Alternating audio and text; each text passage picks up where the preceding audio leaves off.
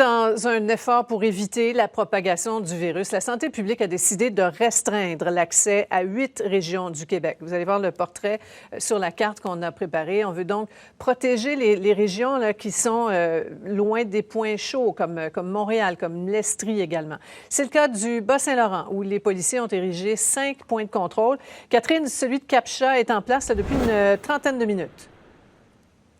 Oui, depuis une trentaine de minutes, Sophie, et c'est sur la route 132, donc vraiment entre Cap-Chat et les Méchins, où je me trouve actuellement. Comme vous l'avez mentionné, il y a 5 points de contrôle actuellement au Bas-Saint-Laurent. Donc dans le secteur est, il y a aussi Routierville dans la Matapédia, sur la Côte-Nord à Tadoussac et également dans le secteur ouest, donc la Pocatière, Saint-Alexandre et Rivière-du-Loup. Donc ça, c'est les 5 points de contrôle officiels actuellement. Il y en a une trentaine à peu près là, dans la province.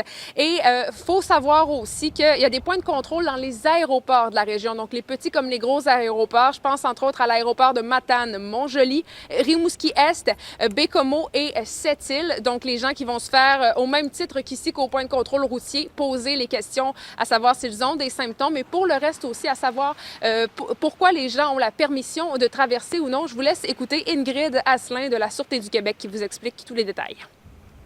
À la suite de l'annonce du gouvernement du Québec cet après-midi concernant la fermeture de 8 régions, il y aura de nombreux points de contrôle routiers qui vont être érigés par les policiers. Alors, on va interpeller les automobilistes, on va contrôler les entrées et les sorties dans ces régions-là. Il y a des raisons pour lesquelles les gens pourront circuler. On parle, c'est pour des raisons humanitaires, des raisons de santé, pour des raisons essentielles. Les policiers seront présents en tout temps, 24 heures sur 24.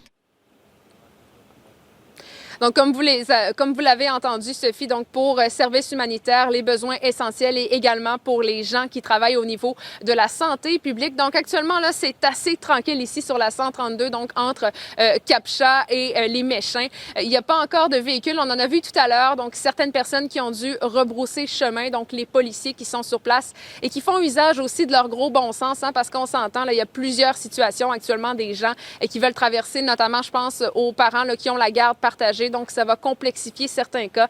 Mais comme la ministre de la Sécurité publique l'a mentionné, c'est vraiment pour protéger les régions. Au Bas-Saint-Laurent, on est à 8 cas confirmés actuellement de la COVID-19, donc on ne veut pas que ça se propage davantage. Voilà.